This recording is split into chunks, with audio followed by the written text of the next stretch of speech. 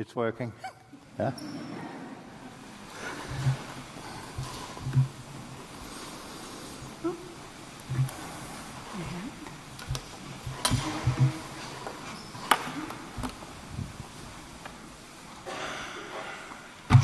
Okay, Deanna, can you hold this like this? I will do my best. Well done.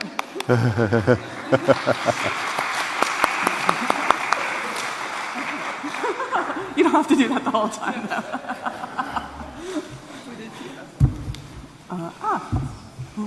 Okay, let's see. For now, at least. Okay, thanks, everybody. That was really touching, Roland. Thank you so much. As Roland said, we would like to launch officially the handbook. That's the Routledge International Handbook of Engineering Ethics Education. And this was a project of the CEFI Ethics Special Interest Group, which Diana Martin and Mircea Soboșaru currently co-chair. Yes. Our team started developing this handbook in 2021, and the printed version hit the shelves around New Year's 2025. The digital version is open access and available to view using that QR code. You can download individual chapters or the entire book at once. The book includes 36 chapters across 6 sections.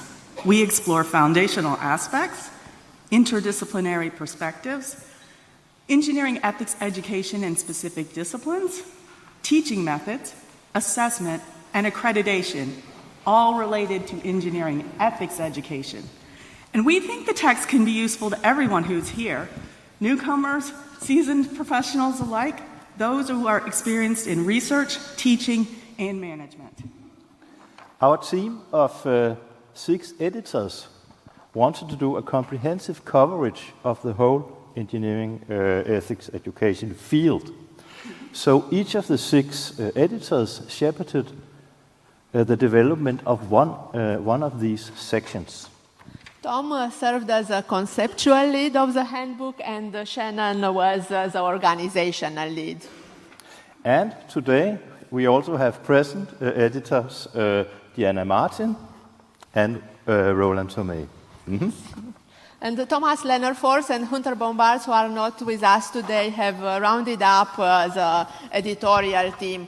This was an extensive team.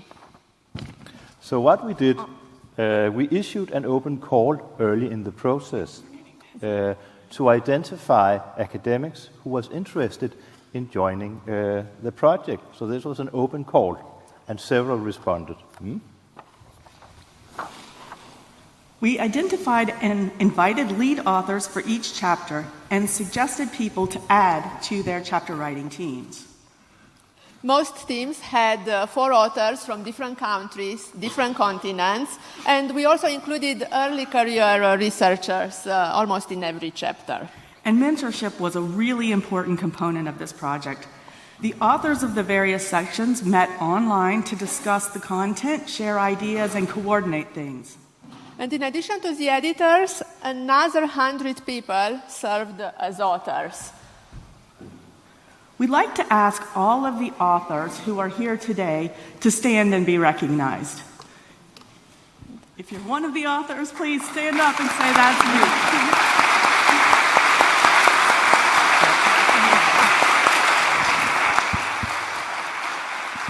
Thank you so much for your contributions. Our authors are highly mobile. Sorry that I am trying to do too many things at once. So these are our authors, and this is a map of where they're coming from. There's a dot on this map for each place an author has lived for more than a year. And a line connects each author's locations. So you can see we move around a lot, and we have, Yeah, so you can see we endeavored to have a very global perspective, and I think we managed that. But you will see that there's a large concentration of activity coming from the east coast of North America and from Central Europe. And we're really trying hard to invite people outside those areas to join this conversation. Yeah. And people inside those areas. Because we wanted to develop a community where voices from more parts of the globe were heard and considered. The Handbook project was enabled by the incredible energy that had been cultivated in the ethics SIG over the years.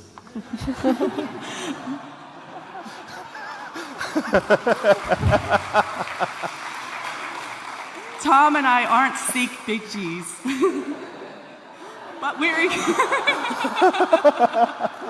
But we are extremely grateful to Roland and to Diana for their leadership and vision, and also the co-chairs who have supported them over the years, Helena Kovacs and Mircea Tovasharo, who have supported them.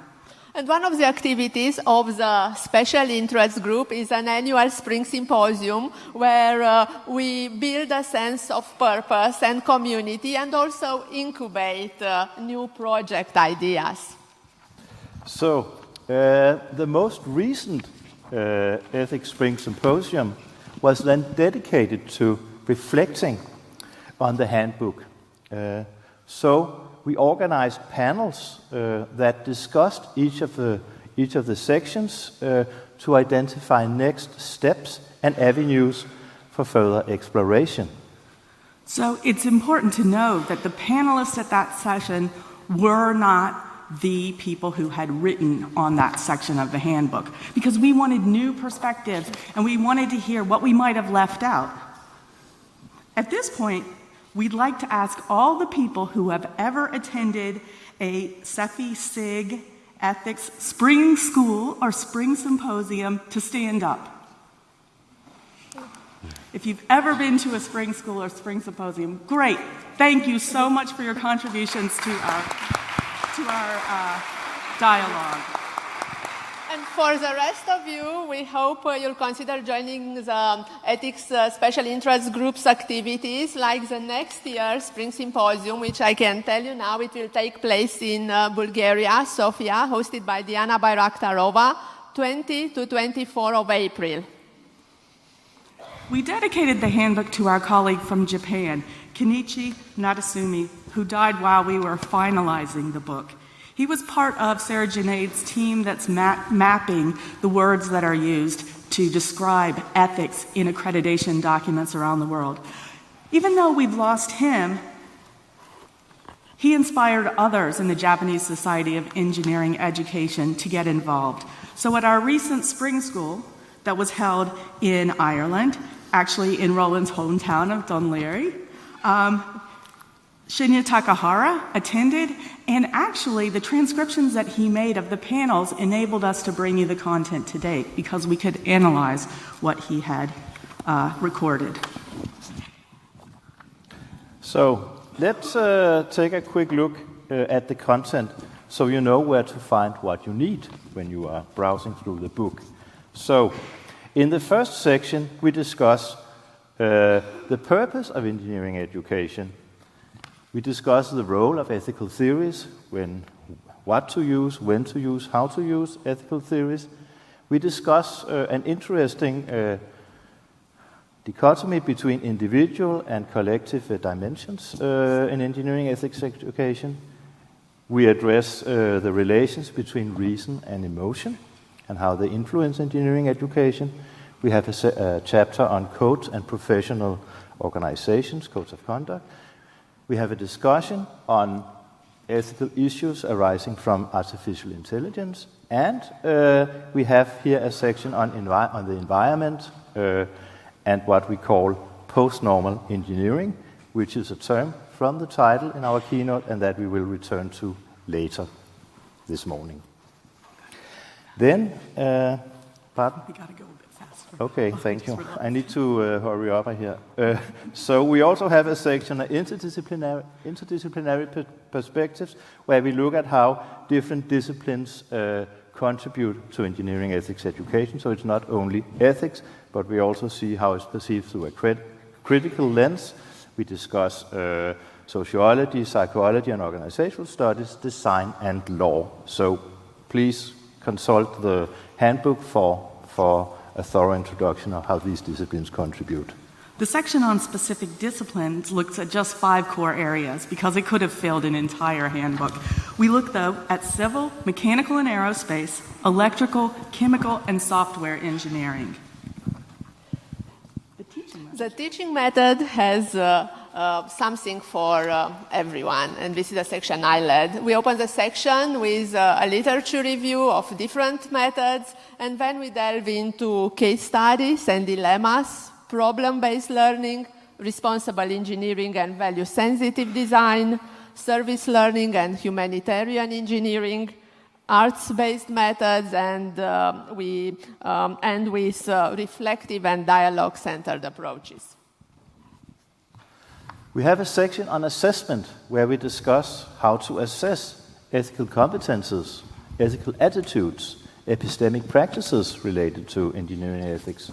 And we also discuss alignment between curriculum and assessment, stakeholder engagement, and finally we wrap this section up with 2 criticisms of assessment related to behaviors and culture.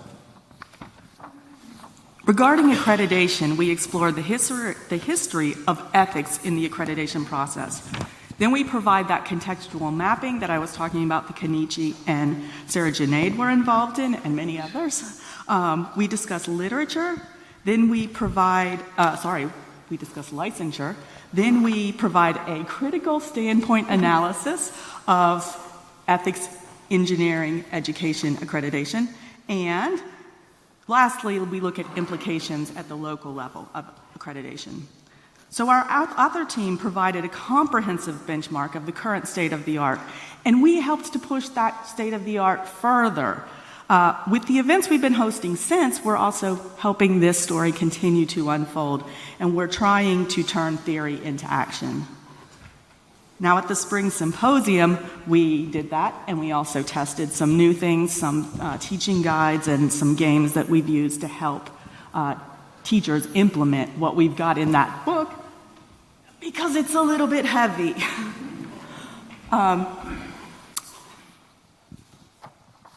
So, being a part of this handbook's development has been a tremendous joy. And in closing this book launch, I'd like to personally invite you to join the activities of the Ethics SIG. Come to our events, share your insights with us. We're a welcoming community. And now I'd like to turn the podium over to our keynote speakers, the lead editors of this editorial project, Shannon and Tom. Thank you all.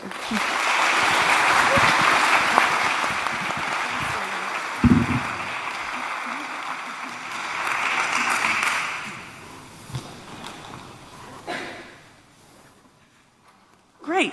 So now that we've just shown you what a vibrant global community of scholars is involved in engineering ethics education, this global community is pushing the boundaries of knowledge forward, continually to challenge the way we describe, build, assess ethical behaviors, skills, and competences. now let's reflect on the future of engineering ethics education. So we can move forward a future that is more socially responsible, post-normal, and deeply reflexive. For today's talk, we synthesized some of the most provocative ideas that came out of the handbook, also from the conference panels and discussions that we've been conducting since the book's release. Particularly the discussions at the 2025 Ethics Spring Symposium in Ireland.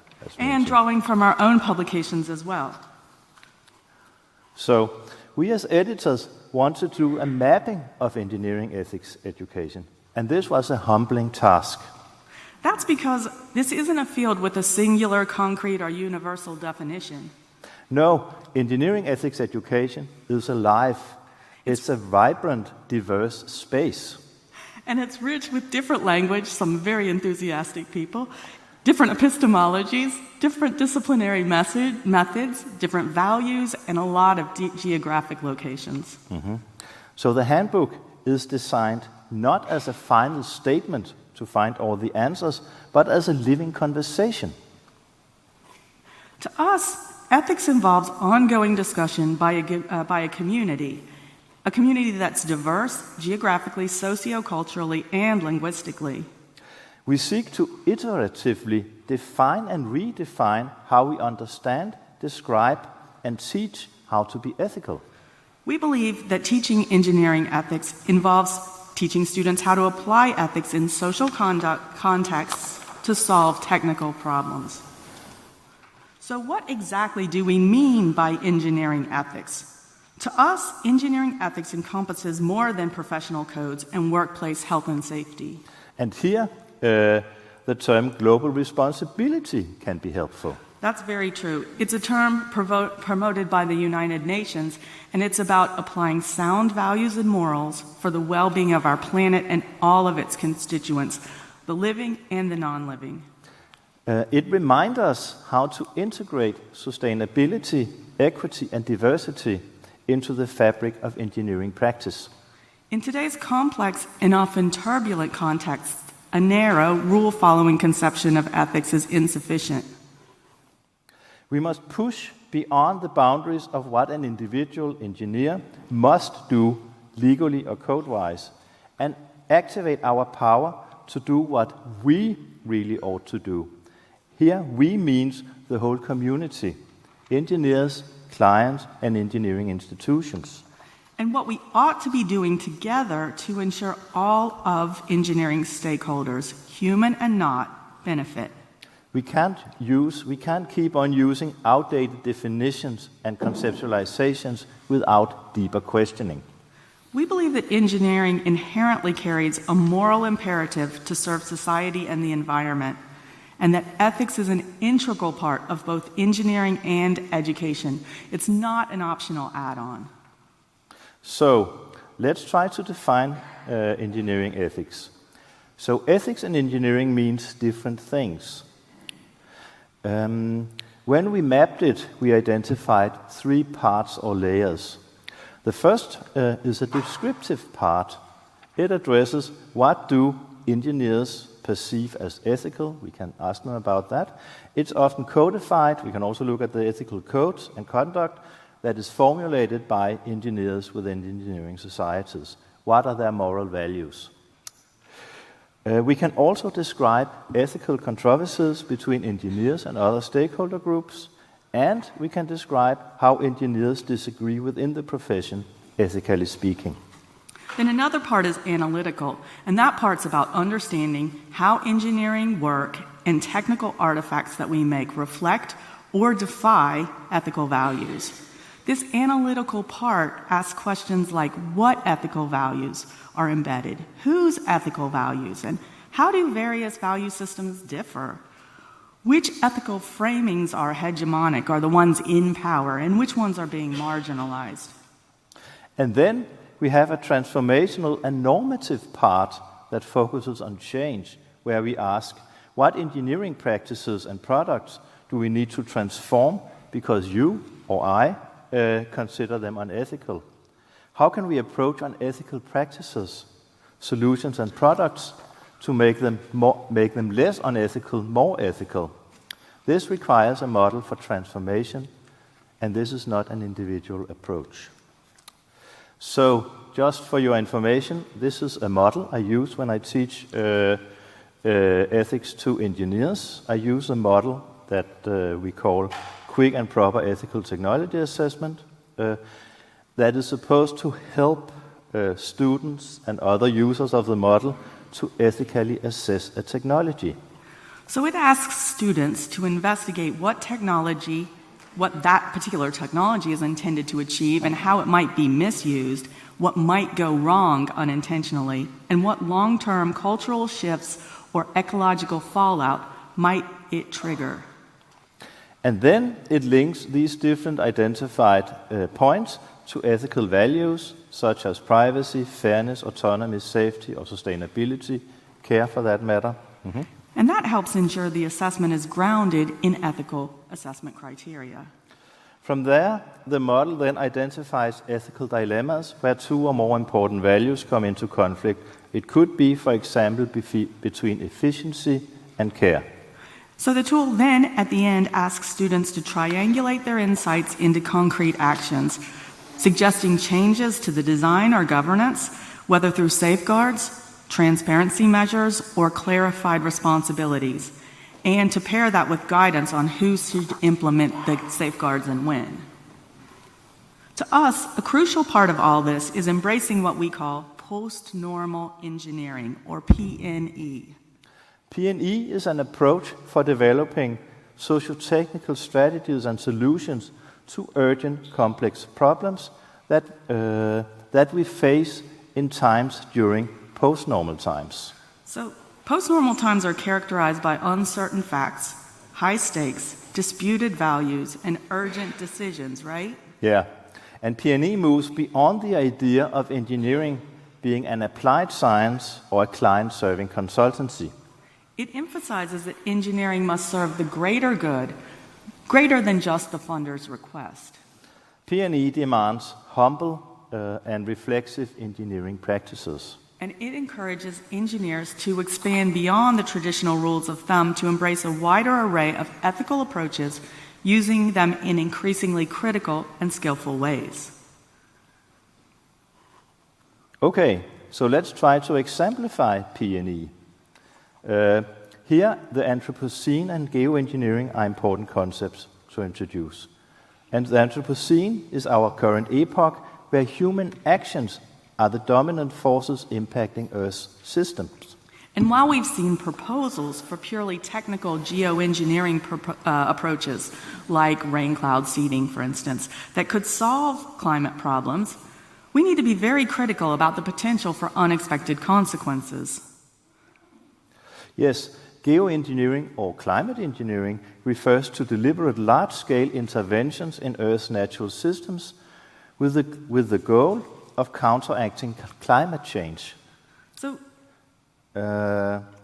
geoengineering is thus carries major uncertainties. And it's really political because it involves choices that affect everyone on Earth. Yet there's no single global authority who gets to decide when it's deployed, under what conditions, and for whose benefit. So, it is a post-normal issue because it combines high uncertainty, high stakes, and conflicting values. The science isn't complete. The potential impacts are global, but they're also irreversible, and societies are disagreeing over whether it is a dangerous gamble or a necessary backup plan. So, to counteract this, PNE urges collaborative work in so-called extended peer communities. This work must be grounded in humility and accountability, echoing what Hans Jonas back in the 1980s called to safeguard future conditions by giving greater weight to potential harms than to projected gains. Policy input is important.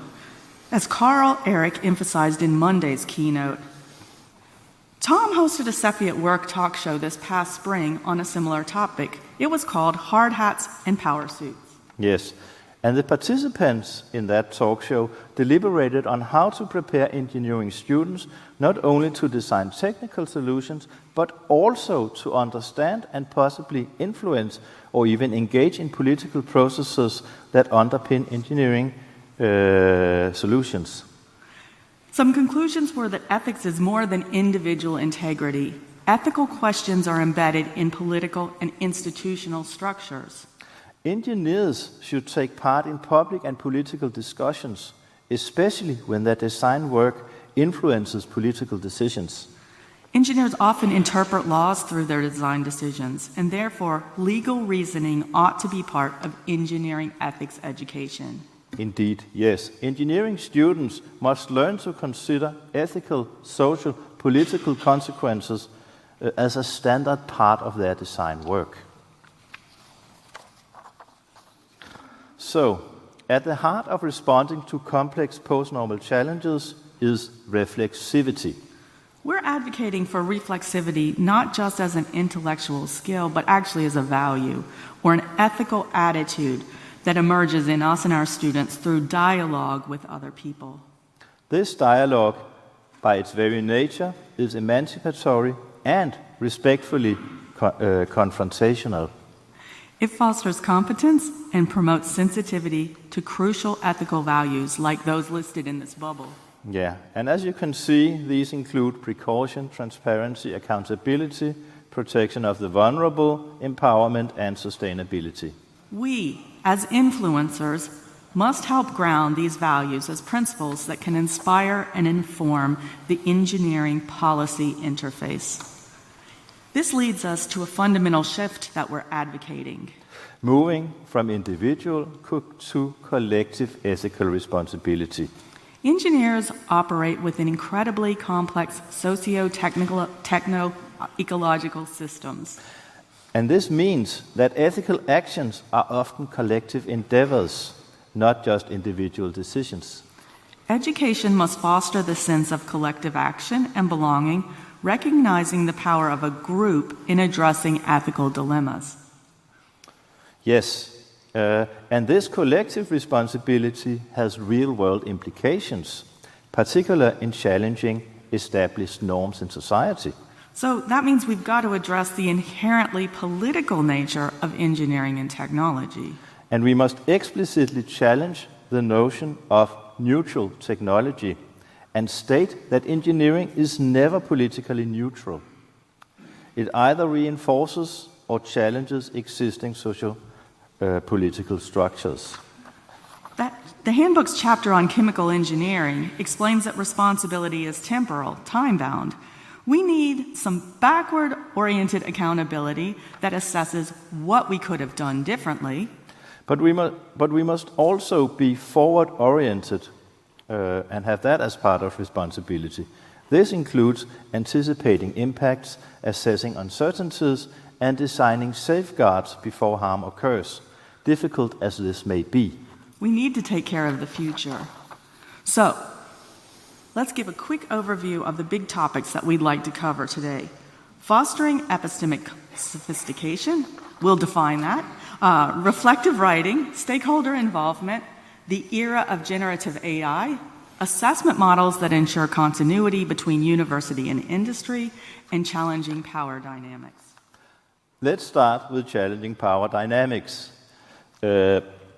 Universities should, for example, equip engineers with skills and mindsets to challenge the power structures within, for example, industry, and provide guidance on how to navigate and potentially resist pressures that might compromise ethical practice. We can extend that concept into whistleblowing. I believe we need to equip students and engineers with better rights to support those who voice concerns or flag problems, as well as better understanding of when whistleblowing is needed. We've seen that early career engineers often lack guidance on how to address unethical or corrupt behavior that they see in industry. And there's a need for structured mentorship in this area that extends past university into the working years to help recent graduates learn to navigate complex ethical challenges in context.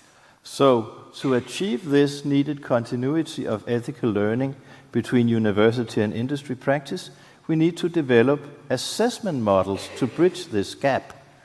Assessment models like portfolio formats or dilemma games can help students apply ethical principles later when they're working in industry.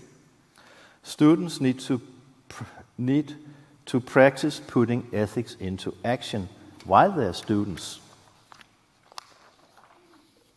Now, we learned a lot about the ethics of care in recent workshops. Yes, we must care for relationships with people and the planet.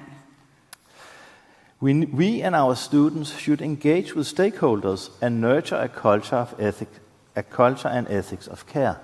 An ethics of care we're learning focuses on cultivating the relationships between us and caring at individual and collective levels.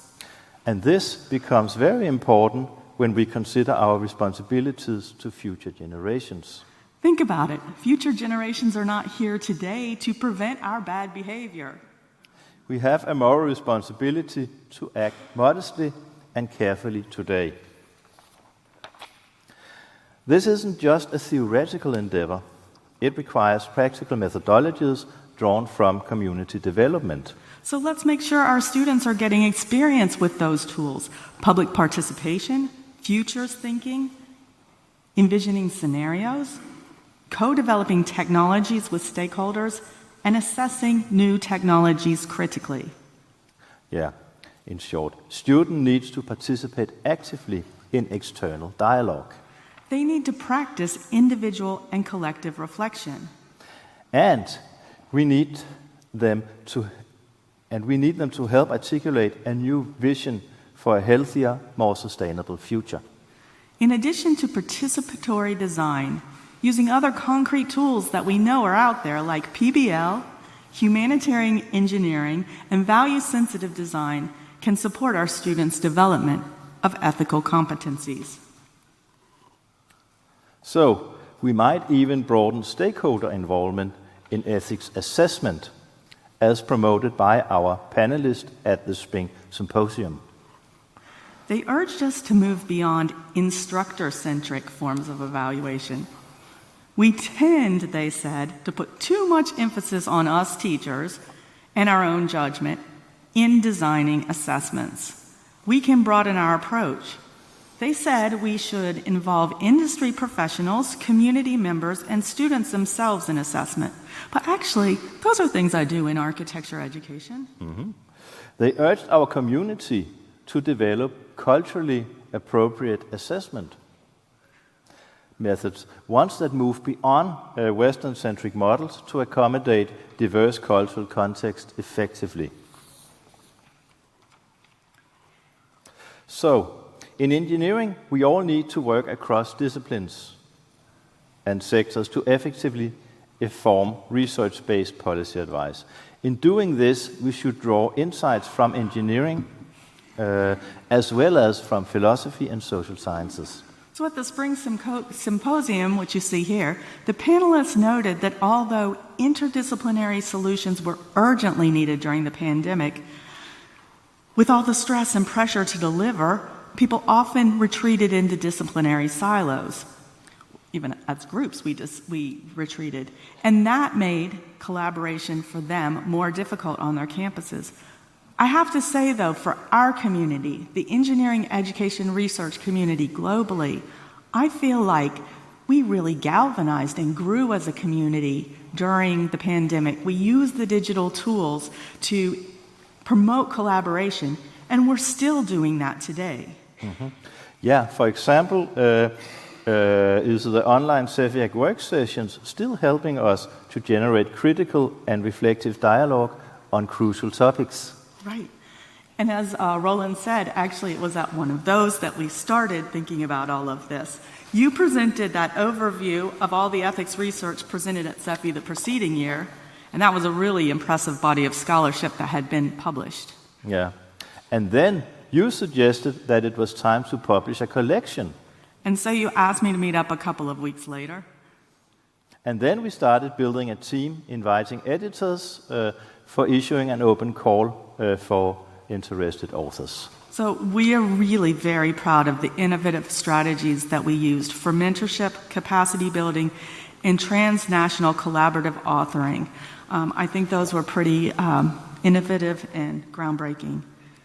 We need deeper exploration, though. We have to keep exploring, and we need particularly to look at diverse ethical frameworks, ones that help students and ourselves as engineers foster deeper reflexivity and get a more nuanced grasp of ethical issues. Yeah, and this means intentionally incorporating non-Western ethical frameworks and perspectives, such as the Latin American concept of buen vivir, good living, which emphasizes biocentrism, post-capitalism, and decolonizations. We need to be sure we're not promoting global North-centric approaches.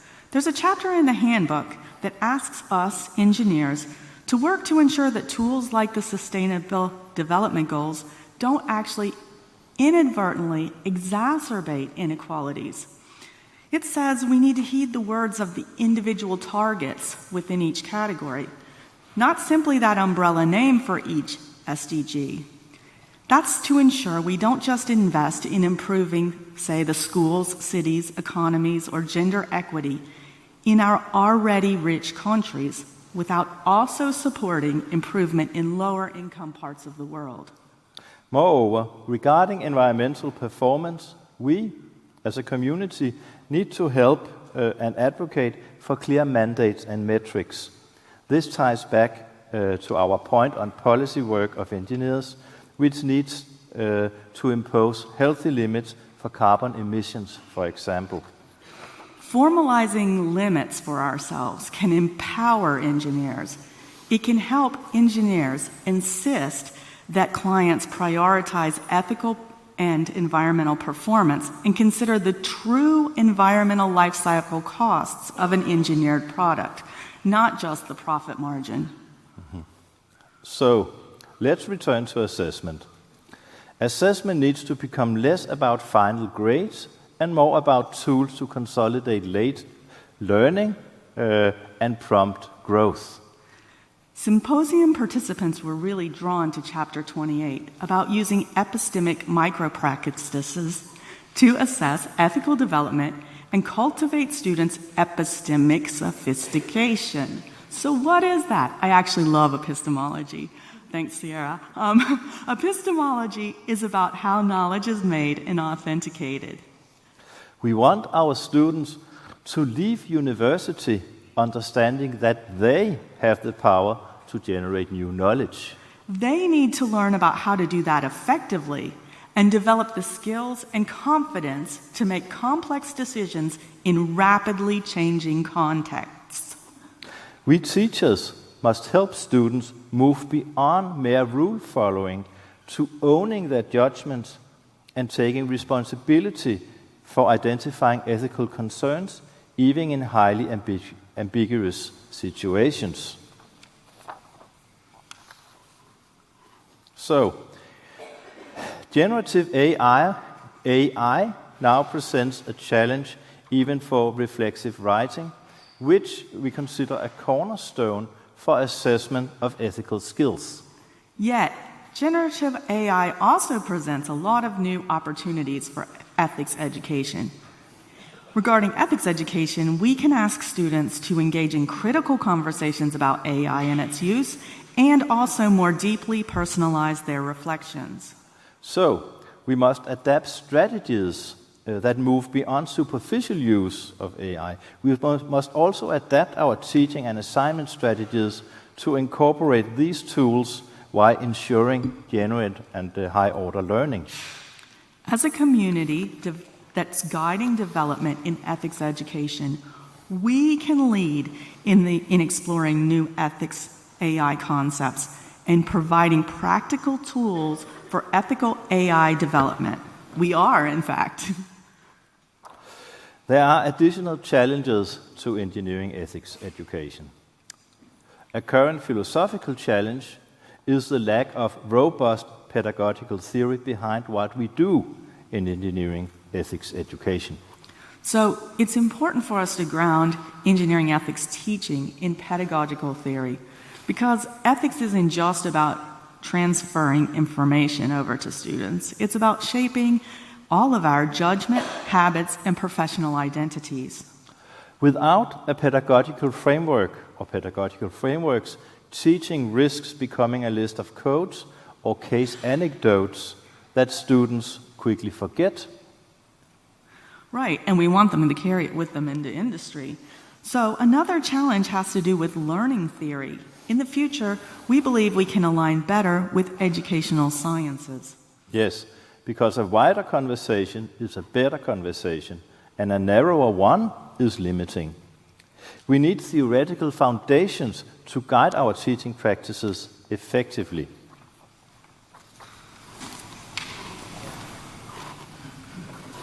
Okay, it was just a blank slide. Is it? No? Okay, Wait.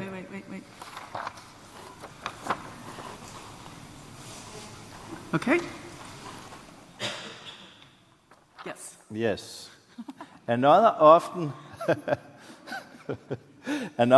We keep on with the criticism here. Another often neglected yet critical aspect is the role of emotions in ethical decision making and learning.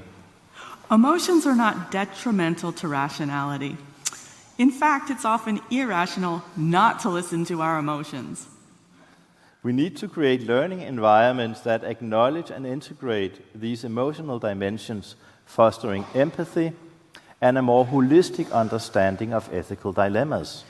This also means addressing the power dynamics associated with emotional expression, especially for people who have been historically marginalized in engineering, where emotions can sometimes be stereotyped as a weakness rather than a strength. Yay! Yeah.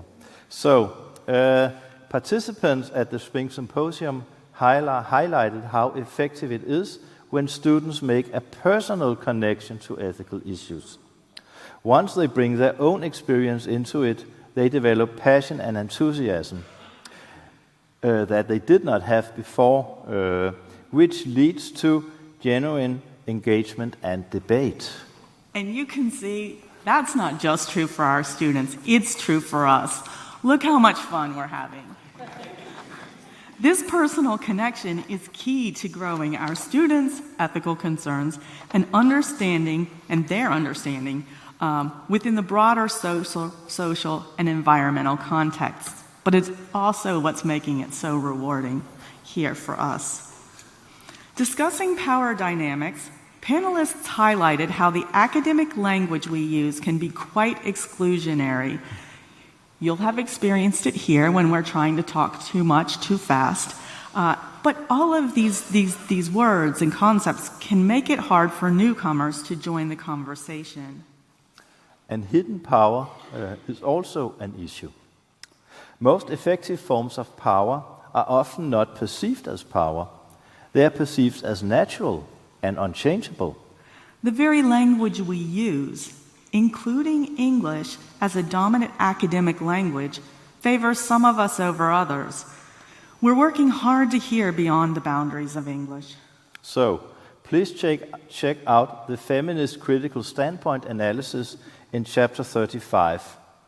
It helps us and you realize that accreditation is not neutral. Licensure itself is not politically neutral. You know, think about it. Licensure often focuses on individual accountability and doesn't really give credit for those contributions that we're making to collective reflexivity and action. So panelists at our Spring Symposium also noted that accreditation focus on mutual recognition as means to enable global mobility of our graduates is keeping a large engineering education community focused on corporate needs. Panelists there advocated for emphasizing public service and a values-driven approach rather than a corporate-driven approach. So we really clearly need to enhance our coverage of social justice issues as well, to reshape engineers' understanding of their influence and interaction with others. Mm-hmm. We also need more thoroughly integrate design thinking principles into engineering ethics education. You know, the handbook features only 5 core engineering disciplines, and we'd love to see more chapters coming out, articles, book chapters, discussing ethical issues in even more of the specific disciplines. Mm-hmm. And the panelists also advocating for having more discussions on engineering's legal responsibilities in class and in publications to more holistically integrate law topics into each discipline. That's because in the current handbook, law is covered in a standalone chapter. So, today, diversity, equity, and inclusion are under attack. Yes, DEI is about helping those who have been excluded, but it's also a tool for increasing the quality of the output from a field. So, you know, if biases are embedded in the products and processes that we use, it stymies our culture. DEI brings diverse perspectives, and those directly enhance the rigor and quality of science and engineering.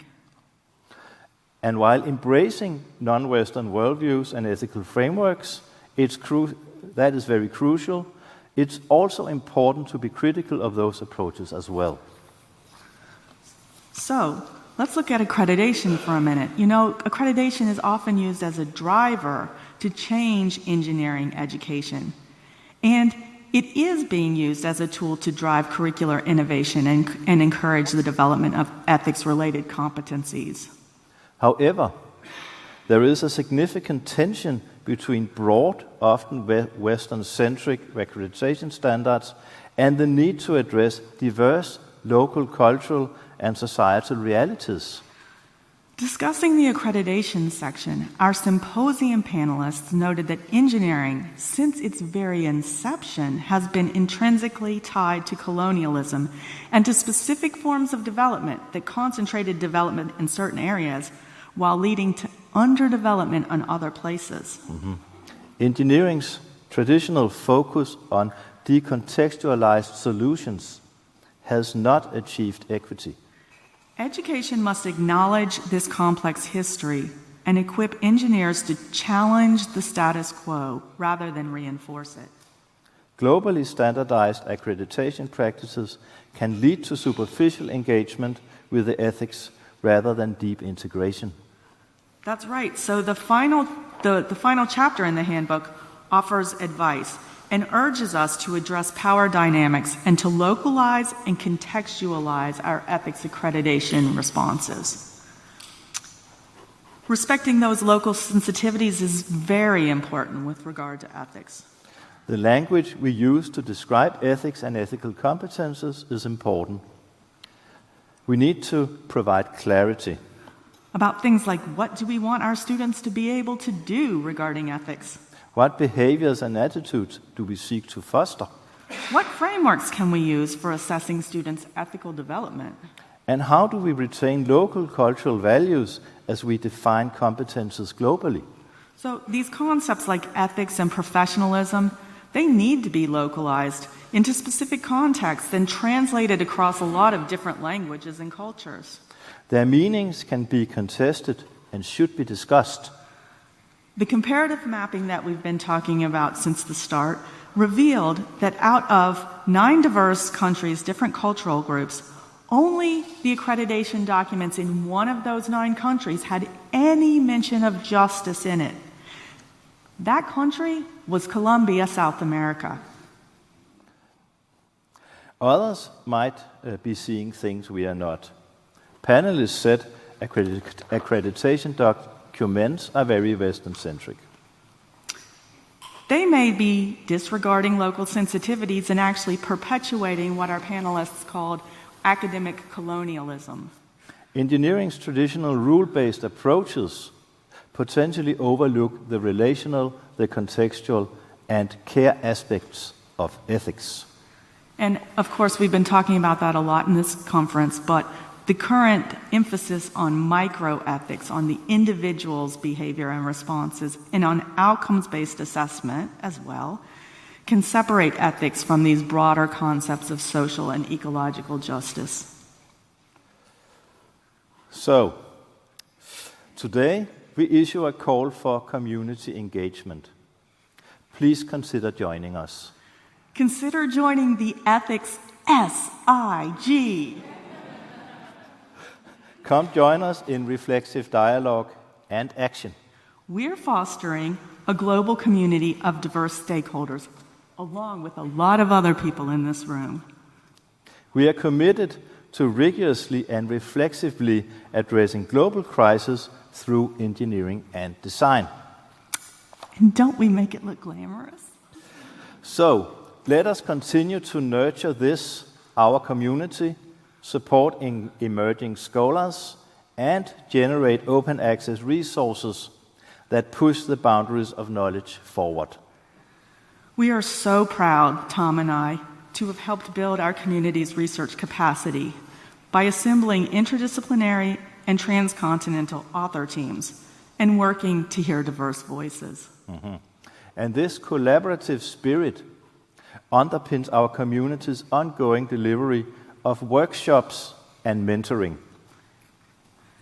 You know, when we started this conversation, we weren't even in the ethics SIG. We were just joining it and starting in the activities that were underway. But like moths to a flame, I guess, there was something magnetic.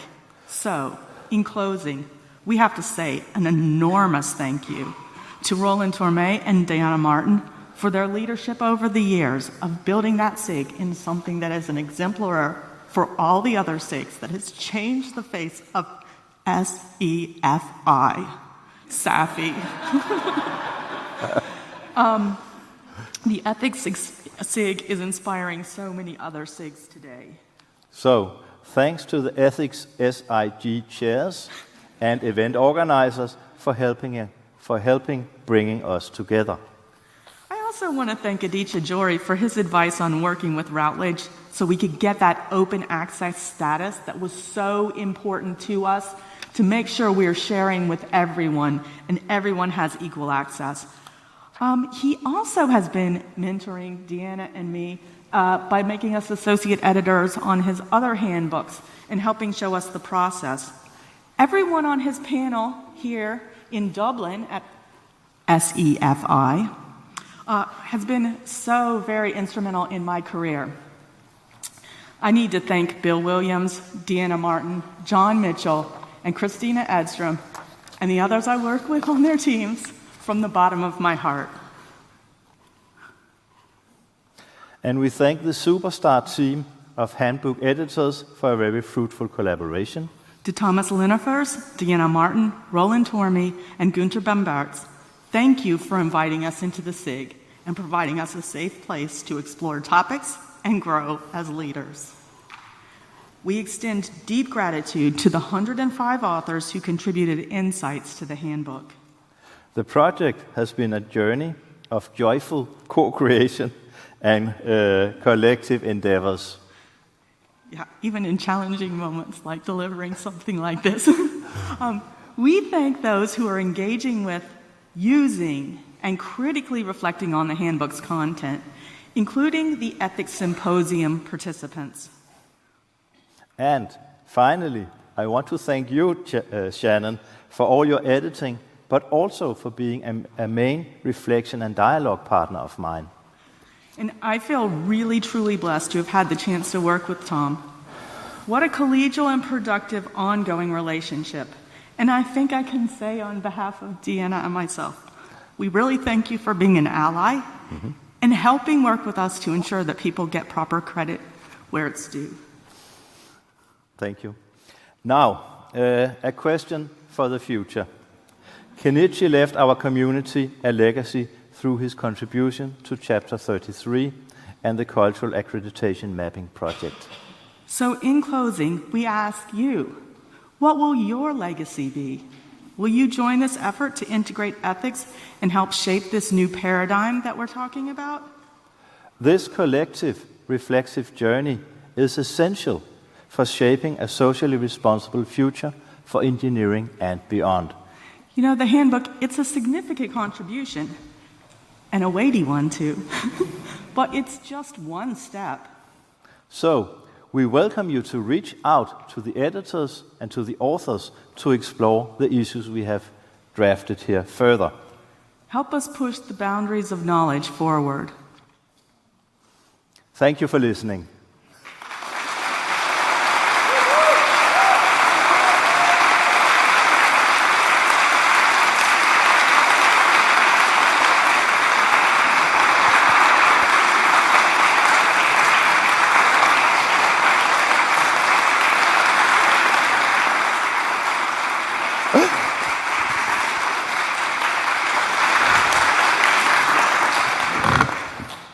So Tom and Shannon are very respectful of the idea of community, and one of the ways in which they showed that was by finishing on time, which means that we have time for questions and discussion with y'all.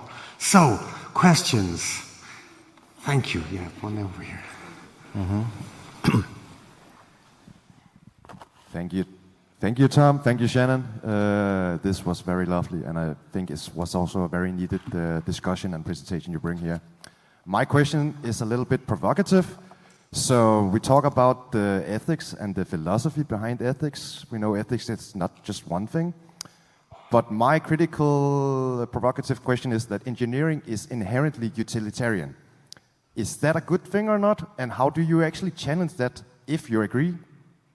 What did he say? Inherently what? Utilitarian. Utilitarian.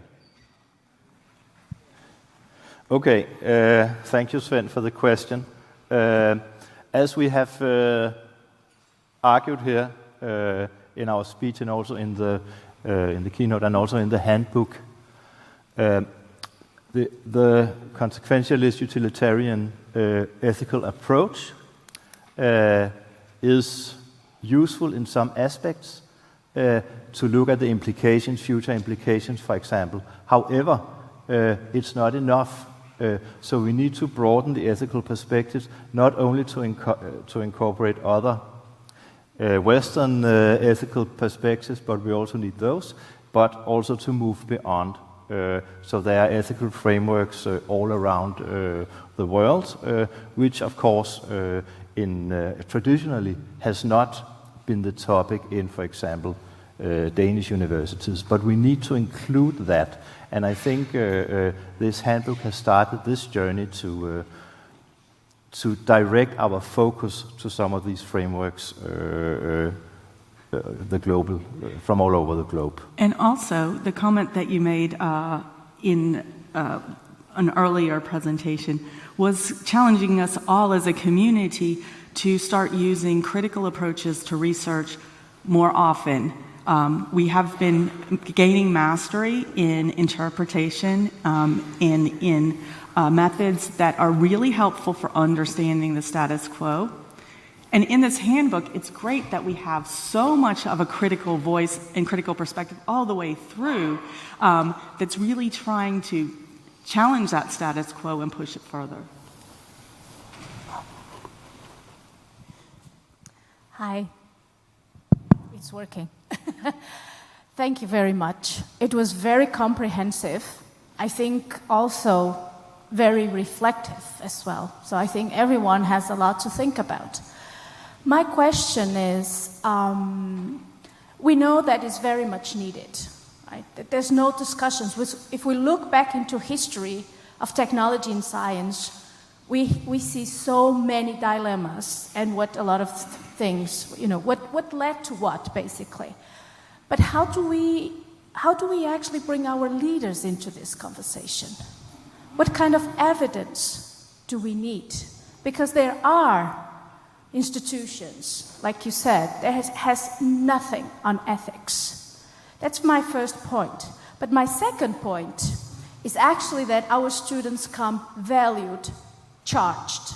They are not clean slates that get in and we can fill in or we can shape as we please. How do we also have, as teachers, even we are student-centered, as teachers, how do we respect our students' values and not want to shape them for what we think is right for the profession? So what kind of evidence do we need? What kind of discourse do we want and also need to have all these different aspects? That's my reflection as well. I can talk to the first part more because there are so many questions in there. But I'll say, as far as helping shift things, I can't say that it always works with policy, but policy in the higher education realm, I find that the images that we take while we're out in the field and of the students doing the hands-on projects are very effective. GDPR's made this a little bit more difficult of sharing images of students in action. But I've always been successful at capturing those moments. So IDA's doing so much work with the African community and helping build them up so that they are shaping the direction that they want to go. Taking photos of what's happening and sharing them, I've found that my academic leaders always want to show those off and post those on the website. And so that's very compelling. And it's those personal stories that make a difference with policy when it should be the broad picture of the statistics, but people don't like to listen to those messages of the statistics. 400 million people die of smoking. It's the personal stories that change the behaviors and also sell policy change. Mm-hmm. If I may compliment, I don't think we want to change the students' values. We want to qualify their ethical compass, if you like. And this is done by dialogue, by reflecting with others. And this idea is inspired by Zygmunt Bauman in his book Postmodern Ethics, where his reply that there would be no grand ethical theory was, okay, then you shouldn't be nihilist, but look into yourself, try to qualify what you think is right and wrong, continue doing that, and then try to translate it into concrete actions. And that leads to the first part of your question regarding our leaders and policymakers, because I really think engineering has a very important role to play there. Not only can the engineers provide evidence for example, trends in environmental degradation, but also in many other places, but they can also develop solutions. So therefore, I think it's a pity if we kind of reproduce this division of the so-called two cultures, where someone else is making the decision and leading the way for these engineering potential solutions. Mm-hmm. Hi, so Arnold here from KTH. Thanks, Shannon, Tom. Excellent presentation. So I'm hiding over here in the wings, being a critical friend. No, I was trying to think of, where is the next stage here? The handbook is a brilliant resource for practitioners, perhaps for those in policy who are interested in the content and the contribution it can make. Another approach that I wonder if you considered in the SIG is to publish curriculum recommendations for the integration of ethics into the engineering curriculum. We've had quite some success with that in the computing field, with the computing curricula in different areas, and establishing an international standard, I think, would be a very useful future activity. Those are definitely things that we've been considering, and the three of us actually talked to Routledge right away about an idea that didn't fit one of their models, because it didn't fit one level of education. So we actually decided we need a little break, and we wanted to inspire other people. We want to send the message that it's not ours. Like, we were so lucky that Roland and Deanna and the group in the SIG said, come on in, show us what you got. Do your thing. And then they let us do it. Like, just empowering people is so important. So collecting the examples is important, and we know those repositories exist. Sarah Hitt, one of our lead authors, yay, arts-based approaches, is one of the people. She's spearheaded the development of the Engineering Professors Council's Engineering Sustainability Toolkit, and it has all kinds of resources. A lot of things are out there, but yes, there's space for this with practical resources. And right now, the best we're doing is making some practical resources to do in conferences, and and asking you to try to read the theory and translate it over into something useful, and then publish that in Garrett's journal, the practical approaches and the more theoretical approaches, and the one that Christina's leading us in, so that we can share them. Yeah, I agree fully with what you say. I think it's a good next step to develop how to translate the insight from the handbook into concrete educational formats. In that case, I also agree that we should use some of the formats that we already have, for example, the ethics toolkit, and also the journal, where we can report practical experiences. And then, little by little, it might develop into a more full-fledged possible curriculum. But I think there's no one format, but I think there will be a multiplicity of resources and ideas and ways to structure it.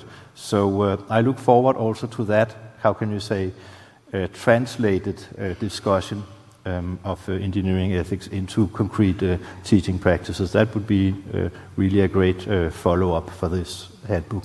Mm-hmm. Thanks for that question, Arnold.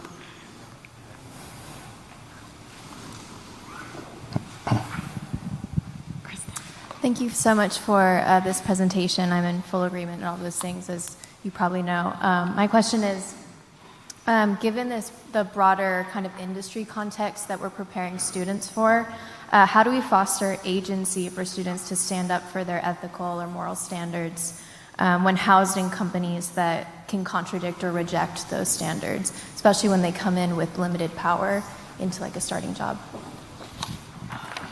Yeah, so I guess you're asking about when you're new to the process and you want to have a voice. The civil engineers that I interviewed about global responsibility, their definition of ethics went to the health and safety and workplace health and safety in particular, and didn't even go into the well-being issues. But part of that was because their slice of authority it's such a small slice, and they said that they're in the process so far after the decisions have been made. So they could see that the urban decisions, the urban infrastructure decisions are made by groups and engineers are there. And some of them said they really want to be in that room talking. But right now, they're so far down the line. But my fear is that by the time they get to the level that they're facilitating those discussions, they've embraced the status quo too much, as we all do when we get older. I mean, I'm not as radical as I'd like to be. I'm not sure if I fully answered, but I hope Tom will pick up. I mean, when I discuss the term of agency and student agency, I perceive it maybe inspired by some of the science and technology approaches where agency is actually something that is embedded or rooted in a network. I mean, so your agency is definitely much more impactful if there are like others who support you or act like you. And here also, for example, artifacts, technologies, internet resources can also be an advantage. So to foster or support student agency into ethical activities, I would try to promote like the network formation among the students with both other peer students, but also with their university teachers and the external stakeholders that I really think that they should link out to and reach out to. And that's, of course, progressive companies as such, but it could also be like NGOs or people from authorities that they could try to link up with and kind of form good networks. I know that's what we're doing at our group for sustainable design. They set up these networks for sustainable behaviors that includes many different actors. But the very, very, very most important things for developing a sense of agency in students, you'll remember from your education that where you developed agency was when you got involved in a project. And that's when, those are the things you take away from you. And it's one reason why I joined CEFI as an architecture educator, because I really believe in the power of well-integrated design projects, design thinking, to help make meaningful learning for students. So therefore, project-based approaches also seem to support that agency development and challenge-based, yes. I know there are more questions, and I think that's a good place for us to be because it's plenty of opportunity for us to continue the conversation. So I'm going to invite Hanumati to join us to make a gift to our colleagues. Can I just say very briefly, when you're asked to do a keynote, it's obviously a great honor, and for almost all of us in academia, which are trained to work in a way where we promote ourselves as individuals and our contribution. It's very easy to stand up and give a keynote about why I'm right and why I was right always and you should have listened to me the first time. Two people here stood up and engaged in a dialogue and represented to you the voices that have been growing and discussing this over an extended period of time. We heard yesterday about how care is a disposition. They lived it. It's really lovely to see. Thank you.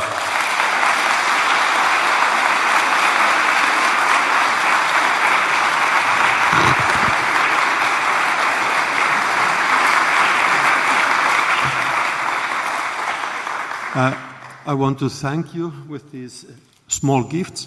These are Moomin mugs. If you don't know what Moomins are, you have opportunity before dinner today to visit the Moomin Museum. So try to find out what these are. Yeah. So, thank you. Thank you.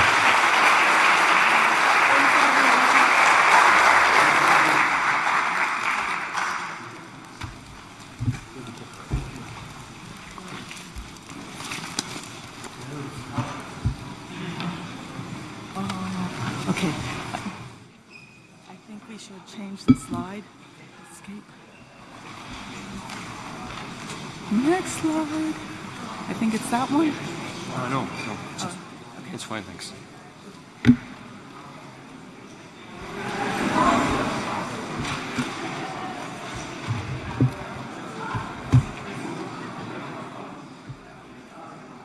Okay, good morning everyone, and welcome to the poster pitch session of our conference. It is a pleasure to see so many researchers, teachers, students, professors, and other professionals gathered here to share ideas and discuss the latest findings regarding engineering education. My name is Veli-Pekka Pyrhönen, and I'm part of the local organization committee here in Tampere University. So now I would like to ask and invite all the poster pitchers at the stage.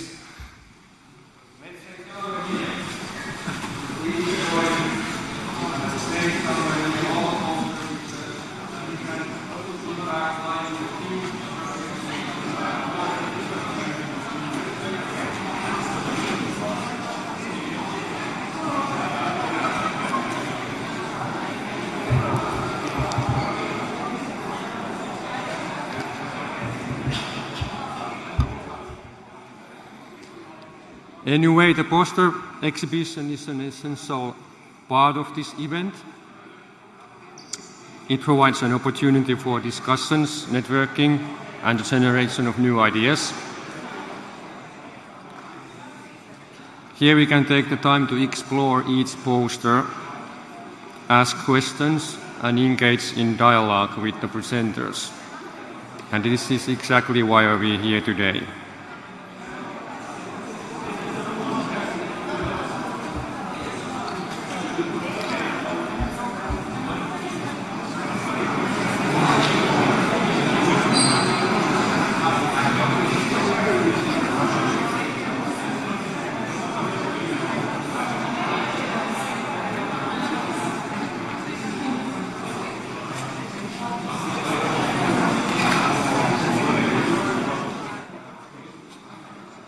So I would like to thank all the authors.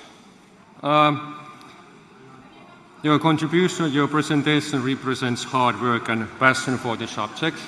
I will shortly call you each one after each other, so just wait here. Thank you. Just wait here, yeah.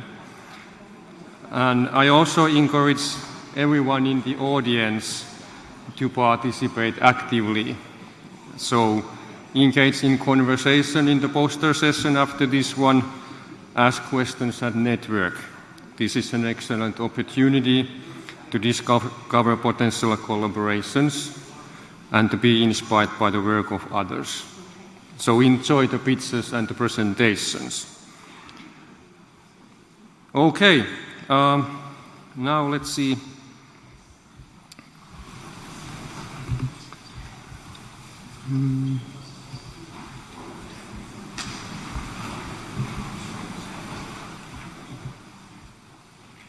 So the first poster is ethical challenges and support for engineers.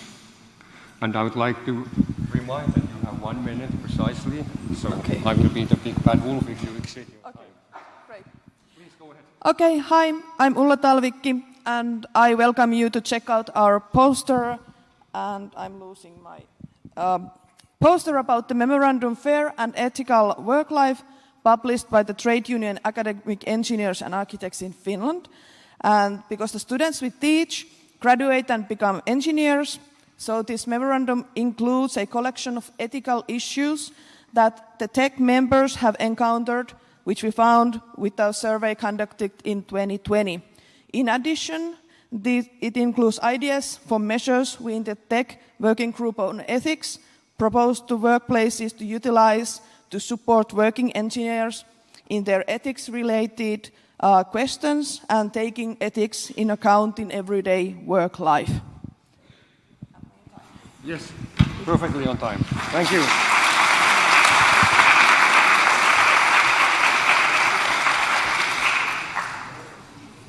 And the next one is contemporary perspective on the role of mathematics in career readiness based on students' perceptions. Thank you. Hello, my name is Elena Safiulina, and with my colleague Oksana Labanova, we work in TTK University of Applied Sciences, where we conducted this study. And mathematics is a cornerstone of engineering education. Yet many students perceive it abstract and not related to their professional practice. And to examine this issue, we surveyed 176 students at TTK, asking them why they need mathematics in their study. And our findings show that actually students strongly value mathematics as a brain trainer that develops logical thinking,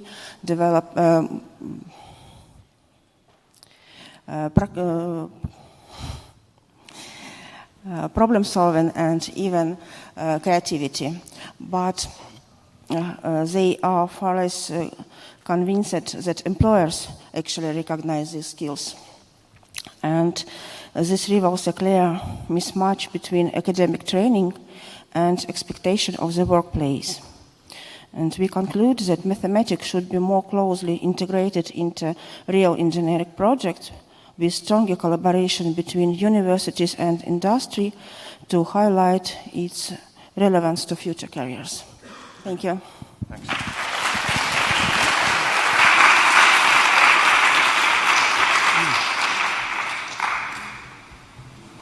Wait, one's a smaller one. So zooming in a little bit. So the next one is remaining the MSc dissertation as an agile-like group project, a mixed methods evaluation and recommendation for best practice. Hi everyone, so my name is Hans, I'm from Bristol. So we essentially looked at quite a small sample size of 6 students looking at integrating an agile framework for the MSc dissertation. This essentially consists of a 4-month project with a multi-phase, 6-stage aspects with integrated working with industry partners on a research design which consists of engineering students who integrated digital health methods to create digital health engineering products. And essentially what we found from this is that integrating an agile-like method framework can inspire students to actually create work that's more industry-related. However, one of the things we notice is that it can affect students in terms of teamwork, especially with projects which have very tight industry-related outcomes. And it's very important that expectations are preset beforehand on how to work in a team and also to be independent in their project as well. We also noticed that with this framework, the knowledge of the overall students did increase over the 4 to 6 month period of the project, and confidence also did improve. And in terms of future recommendations and practices, we need to mainly focus on pre-setting agendas, especially when working with industry work, and also be quite flexible, because it can be quite unpredictable, especially when you do industry work, especially in terms of teamwork and with other colleagues. So it's very important that we look at outcomes specifically and tailor to individual needs as well. Thank you. Thank you.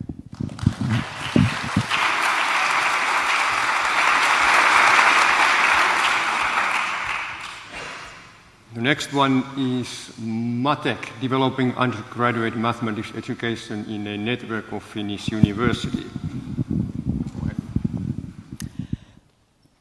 Hello, my name is Emma-Karina Kurki. I'm from Aalto University, and I'm here to present our project to foster collaboration in undergraduate engineering mathematics education in a network of Finnish universities.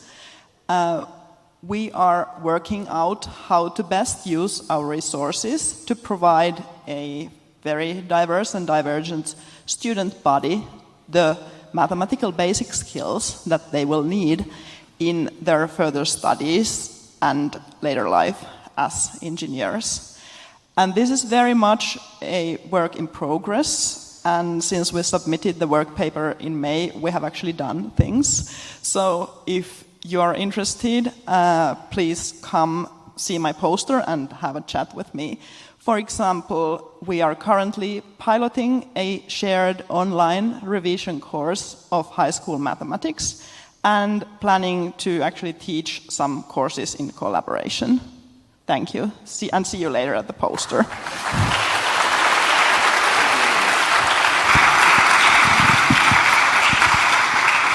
The next one is mathematics self-efficiency and approaches to learning in first-year engineering mathematics. Yeah, so we've heard that mathematics is very important, and we have a very diverse student body. My name is Juho Ratava. I come from LUT in Finland, and we made a little study along with some Tampere friends, and I was told I could preach from the pulpit. So our results show that it doesn't matter if you're black or white, it doesn't matter what is your gender, but your approach matters when it comes if you trust yourself in mathematics. To hear more of the good word, please come see me over there.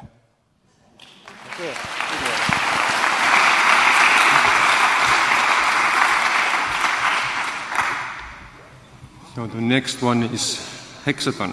You need some help? Okay. Okay. I'll step away.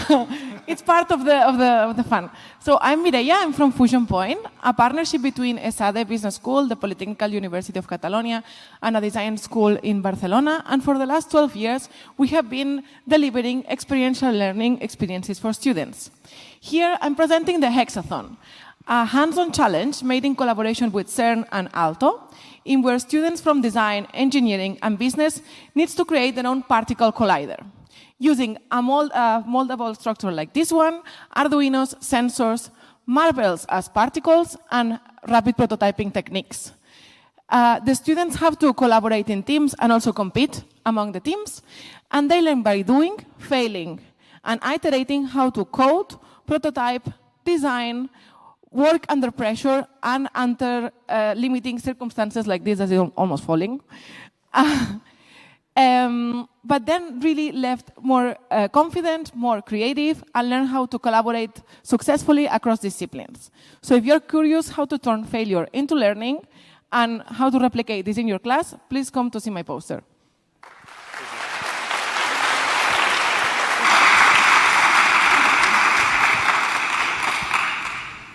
The next one is The World as It Should Be, Voices of Finnish School Students on Engineering Future Role. Hi, I'm Salla Könönen, one of the authors of our paper. I'll say just a few words about it, and then I hope you join the discussions in a portrait gallery. Our study explores how young people perceive engineering, not just as a career, but as a tool for tackling societal challenges, such as inequality or climate change. We ran lecture series at Finnish School where experts showcased engineering's societal impact. Afterward, 72 students shared reflections and joint discussions. In their answers, we noticed ranges of views. Some were inspired and engaged, and some were deeply felt anxiety. Even in Finland's strong education system, students felt uncertain about their ability to make a difference towards a sustainable future. We argue that education must go beyond awareness and focus on empowering students to act. Thank you very much. Thank you.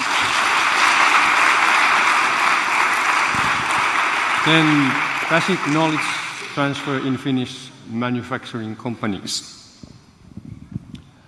Hello everyone, my name is Sami Suhonen and I'm here together with my colleague Sami Kojo.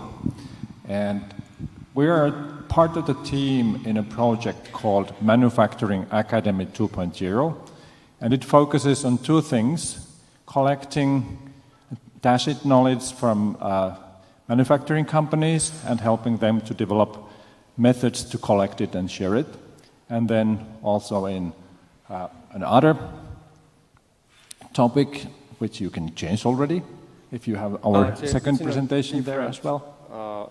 Okay. Let's see. So, you had another poster. So we had two posters about the results of this project. The first one is about this tacit knowledge and the interviews we had with the companies, and the other one is about training package. Yes, thank you. So the training package we have provided for the educational institutions and for companies for in-company training includes a virtual reality simulator of a grinding process in manufacturing industry. And we have also the headset with us, so please come to our poster and experience the grinding process in virtual reality. Welcome. Thank you.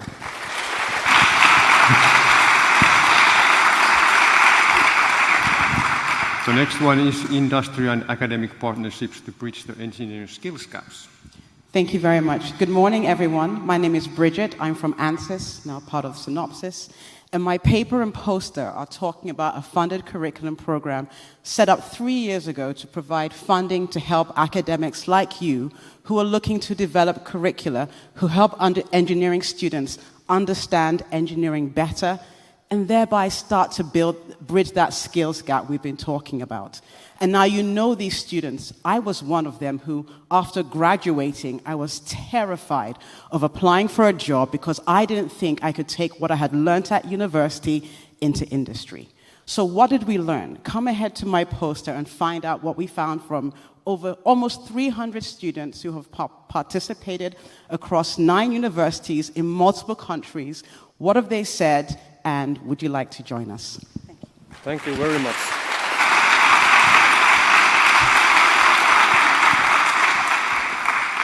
Then a semantic approach to curriculum development management. So I'm Rose. Making an adaptable and relevant higher education curricula can be challenging, but we use the semantic approach, integrated semantic approach, at the University of Twente. The approach consists of 3 phases, 3 steps. So a 5-phase curriculum design approach for the program management mainly, an adapted ABC learning design method that encourages collaborative and active course creation, and a new addition, the Geo Course Hub ontology, that is a semantic web platform for curriculum metadata management. So with the course design workshops, we gathered rich course information, making the curricula findable, accessible, interoperable, and reusable. So you know this from research, we thus achieve fair education. We also made some products, including a browser, where you can easily build, update, and analyze the curricula. So do you want to learn more? Come by at our poster. Thank you. Then towards a game changer's attitude, boosting confidence in storytelling with awareness raising. Thanks. Good morning. My name is Rob Lemmens. I'm presenting on behalf of my colleagues of the University of Twente in the Netherlands. This poster is about an awareness-raising event connected to climate change, which was organized as part of one of our engineering courses. Students were asked to take charge and to act as game changers. So this meant that they had to work on their communication skills, especially on storytelling, and do that in a concise way. So on the pictures, you see that students confronted staff and other students with questions about storing food and about separating waste. If you are wondering what these pandas do there in the picture, well, we asked the World Wildlife Fund also to be partner in this project. So the effectiveness of the course was assessed by asking the students for reflections from the beginning to the end. And so, if you are curious, just look for the poster with the pandas. Thank you. Then practice-related reflections within a workshop, supervising students' scientific reading in thesis writing in times of artificial intelligence. Thank you. Hello everyone here in the room and here as well. I do have one question for you. Do you enjoy reading scientific articles? If so, please react with a heart, like this. Yeah, okay. It seems that we have like a common ground here. Well, I think that we are living in a time where we have a culture of too long didn't read. So TLDRs, and there are a lot of AI reading assistant tools around us. So Nadine and I, we have been curious about one question. How can academics support student reading competencies when supervising them in their final theses? So if you're also curious about that topic and what have been our approach and our insights, drop by at my poster. I'm Ulrike. Thanks. Thank you. Then the understanding the use of generative AI in the engineering design process, a time-based comparative analysis across academic levels. Go ahead. Hello everyone, I'm Yu Wei from King's College London. My research is about design thinking into engineering education, and I'm presenting to better understand students' use of AI in design tasks. We ran a design challenge experiment with students from different levels, from undergraduate to the doctoral levels. Each group have 8 students. We found some common ground. Most students agree that AI is a good tool for brainstorming and early stage creativity, but also reveal some paradox, like the more expert the students are, the harder they find it to use AI efficiently. So there are some differences between the treatment of AI, like simple answer machine or complex professional instruments, and whether to use or stop using at certain design stages. So if you are interested in this topic, welcome to have a chat with me. Thank you. Thank you. So, thank you. And then we have this day survey, I suppose, and Terhi will be presenting it. I'm just going to open up the slide for you.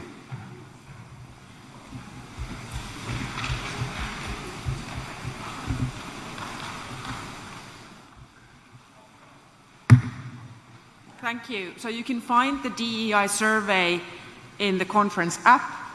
And we have here Sierra to say a couple of things about it. Hi, so we're really interested in hearing about your experiences at a really micro level, about the little moments during the conference, and that's why we're asking you right now, what are the moments that made you feel, yes, this is my community and I'm in the right place, and other moments where you went, ouch. We want to hear about those little tiny things, because those are little actions on which we can, in organizing future conferences, take care through the submission process, through your attendance here, to try and make sure that we are actually being able to create a space where everyone is able to bring their contributions, to have those contributions actually heard and appreciated within the community. So there'll be the post-conference survey, but this one's only open for the next 24 hours. So please give us your feedback, and I mean us as in CEFI, what's working for you, what isn't working for you, both what you've experienced personally, the little tiny things, or what you've observed in terms of other interactions and other barriers across the conference. Thanks.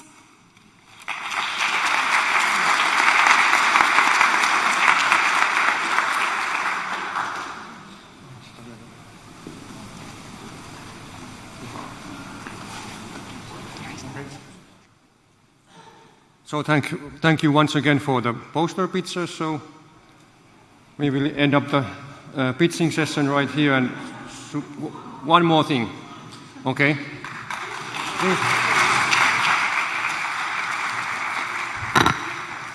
All right, so we're standing between us and the coffee break, so we're going to be as brief as possible. My name is Valentina, and I'm here with Anya, and we are here to present two projects, the Archimedean Oath and CLEAR, Clearinghouse of Engineering Education Resources. They are both collaboratively presented outside at the stand, so don't forget to check it out and pick up some clearly funny stickers. So what is the Archimedean Oath? The Archimedean Oath is the equivalent of the Hippocratic Oath for engineers. And it invites them to reflect on their action as they enter the professional world. CEFI 2024 participants might remember the constructive conversations that we had during the conference. Since then, a working group composed of international participants, some of them here in the room today, have been working on collecting practices about how to integrate ethics and sustainability in the engineering curriculum.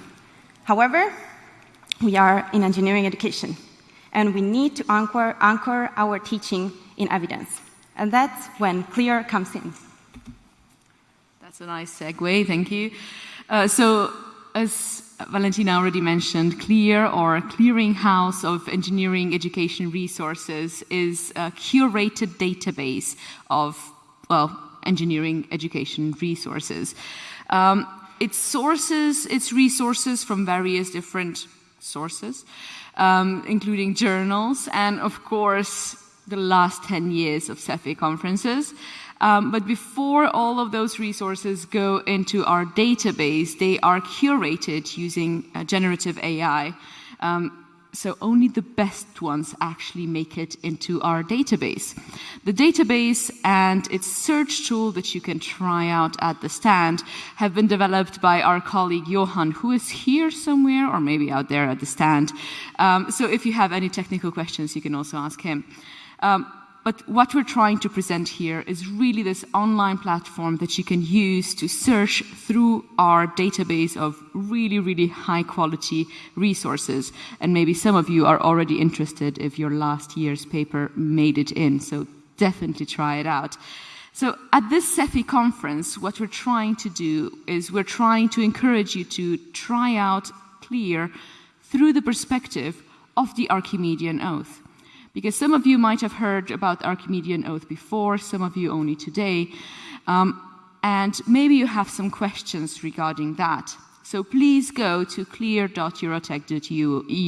You will find a link and the QR code out in the stand as well, and participate in our study so that we can know, first of all, how to improve CLEAR, and second of all, how to develop further resources that might help implement the Archimedean Oath at other institutions as well.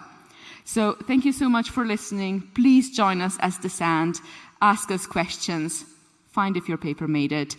And yeah, we will see you around. Thank you.